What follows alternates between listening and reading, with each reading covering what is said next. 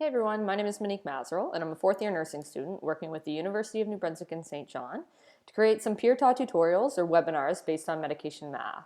And today we're going to be covering conversions.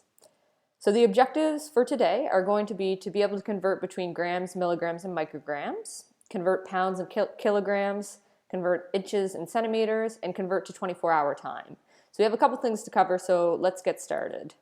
So this is covering the unit conversions of grams, milligrams, and micrograms. When you're doing these conversions, you need to remember that 1 gram is equivalent to 1,000 milligrams. So 1,000 milligrams equals 1 gram. And within 1 milligram, you have 1,000 micrograms. So when you have 1,000 micrograms, you actually have 1 milligram. When you're converting between these things, you're going to be moving your decimal point 3 spaces. If you need to remember which one's the smallest, just remember that micro is the smallest. You can think of like a microscope. If you're converting between, just gram is your biggest. So if you're converting to your milligram, your number is going to get larger. And your micrograms, your smallest. So if you're converting from that into milligrams, your number is going to get smaller. So let's start off with some questions. Like I said, there's 1,000 between the two. So we're going from micrograms to milligrams. So your number is going to get smallest because you're starting at the smallest unit and you're going to a larger one.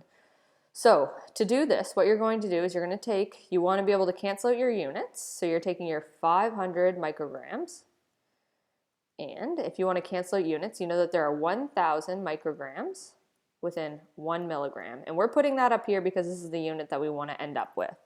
So when we do out this math, we know that 500 micrograms is equal to 0.5 milligrams. So when I drew this out up here, all you have to remember is that if you're going from a smaller unit to a larger unit, you're going to be dividing by 1,000. So that's exactly what we did here. And if you're moving from a larger unit to a smaller unit, like we are in the next question, you're going to be multiplying by 1,000. So this one's division. Our next one is going to be multiplication. So we're going from 3 grams, and we know that within 1 gram, we have 1,000 milligrams. So this is going to be equal to 3,000 milligrams. So instead of writing it out this next time, let's look at what we're doing. So we're moving from a larger unit, we're moving from milligrams to micrograms. So we're going to be multiplying again by 1,000. So if we multiply this by 1,000, we have 67,000 micrograms. So let's do some more questions here. So we're moving from a smaller unit to a larger unit, so we're going to be dividing by 1,000. So another way that we can write this out is 50 milligrams, and we know that we have 1,000 milligrams per gram. So these units are going to cancel out, and we have 0.05 grams.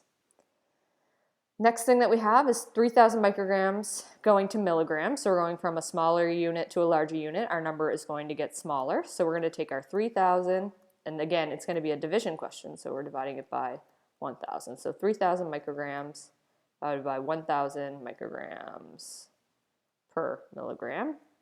Cancel this out, we have 3. The other way that you can do it is we're always shifting the decimal spot over 3 places. So that's what you do when you divide by 1,000. So since we're going from a smaller number to a larger unit to a smaller unit, let me get my words straight here. So we're going from 0.8 grams. So this number is going to get larger. So we're going to be multiplying it by 1,000. And we can write this out the whole way if you would like. So we're going to say 1,000 milligrams within 1 gram. So the answer to this question is 800 milligrams. So the next thing that we're going to do is we're doing liters to milliliters, and it's exactly the same. There's 1,000 milliliters within a liter. So again, you're going to be multiplying or dividing by 1,000 depending on what we're looking for, what we're changing to. A milliliter is smaller than a liter. 1,000 of them make up 1 liter, so that makes sense. So we are starting off with 8 liters equals how many milliliters? So if there's 1,000 milliliters within a liter, then we know that we can take 8 and multiply it by 1,000, and 8 liters is equal to 8,000 milliliters. If we're going from 150 milliliters to liters, we know that this number, it's going to get smaller because we're going to a bigger unit, so we can take 150 and we're going to divide it by 1,000. So we're going to shift our decimal spot over 3 places, so it's going to be 0.15. We're going from 7,000 milliliters to liters. So there's 1,000 milliliters within 1 liter. So we'll draw this one out for you. So mils. We know that we are looking for 1 liter. And we know that there are 1,000 mils within 1 liter. We're going to cancel out our units. It's going to be 7. And then again, like we did up here, we're going to multiply it by 1,000 because we're going from 2 liters to milliliters. So this answer is going to be 2,000 milliliters. You're just either multiplying or dividing by 1,000, depending on what you're looking for. Next up, we have weight conversions. So we need to know that 1 kilogram is equal to 2.2 pounds. So if you're going from kilograms to pounds, you're going to be multiplying by 2.2. And if you're moving from pounds to kilograms, you're going to be dividing by 2.2. And the easiest way, I think, to remember this is if any of you have ever stepped on a scale that was only in kilograms, you step on and you say, I definitely don't weigh that little. It's because it's in kilograms, you need to convert it by multiplying by 2.2 pounds. So let's do some of these questions. And I'm going to draw these all out for you. So we have 45 pounds, and we're going to kilograms, so our number's going to get smaller, so we're going to be dividing this by 2.2. 2 kilograms per pound. So this is going to cancel out. And our answer is going to be 20.45 kilograms. But with kilograms, we're going to round to the 10th position. So this is going to be 20.5 kilograms. So next up, we have 91 kilograms, and we want to convert to pounds. So we're going to be multiplying this time by 2.2 because our number is going to get larger. Kilograms per pound. So in order to do this, we find out that our answer is going to be 200.2 pounds. We don't need to round, so I didn't write it in over here. Next up, we have 198 pounds. And we're going to kilograms, so again, we're going to be dividing. We want a smaller number, divided by 2.2. Our answer is going to be 90. So we have 90 kilograms. If you take the time to do this out on the calculator, we have 256 pounds. Again, we're going to kilograms, so we're dividing. We want a smaller number. And our answer is going to be 116.36 kilograms. So we're going to round to the 10th position. So our answer is 116.4 kilograms. So next up we have height. So with height, you need to remember that 1 inch is equal to 2.54 centimeters. So if you're moving from inch to centimeters, you're going to be multiplying by 2.54. And if you're moving from centimeters to inch, you're going to be dividing by 2.54. You're going to a bigger unit, so your number is going to be smaller. Let's do some of these questions now.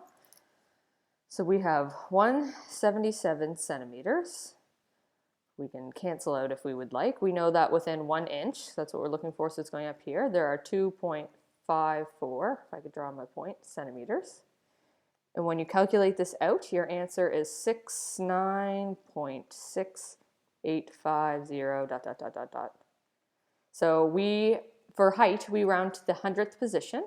So this is a 5 here, so we're going to round up. So our answer is 69.69 inches. We're going from 54 inches, and we want to convert to centimeters. So this time, instead of dividing, we're going to a larger number because the unit is smaller. So we're going to be multiplying by 2.54. And our answer is going to be 137.16. 137.16. I didn't really leave myself much room there. And then 73.4 inches, again, multiplying by 2.54 to find our centimeters. And our answer is going to be 186.436. And we can say that it is 186.44. All right, so that is height. I just decided to add in a couple other units that is pretty important to know. 1 teaspoon is equivalent to 5 mils. A tablespoon is equivalent to 15 mils. 1 cup is 240 mils. A quart is equal to a liter, which is equal to 1,000 mils. And 1 fluid ounce is equal to 30 mils. So I'm not going to show these conversions, but I just wanted you to know that they are important. It's important to know between the two. So for the 24-hour clock, what you need to know, I know that people find this a little bit tough, But what you need to know is that midnight is 0000 hours. It's the start of a brand new day, so it's starting at 0. Every hour that you go from there is adding on 100. So for your AM numbers, you're always going to have a 0 in front of it. So 1 AM is 100 hours. 2 AM is 200 hours. Once you get up to 12 noon, you have 1200 hours.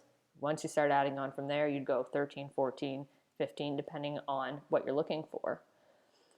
So to calculate this out, if you want to find out if something says, 1700, or if it says 5 o'clock p.m. and you want to find out what that is in 24-hour time, you are going to be adding 12 to it. So this example here is 4 p.m. So you're going to add 12 to this, and you know that it's going to be 1600.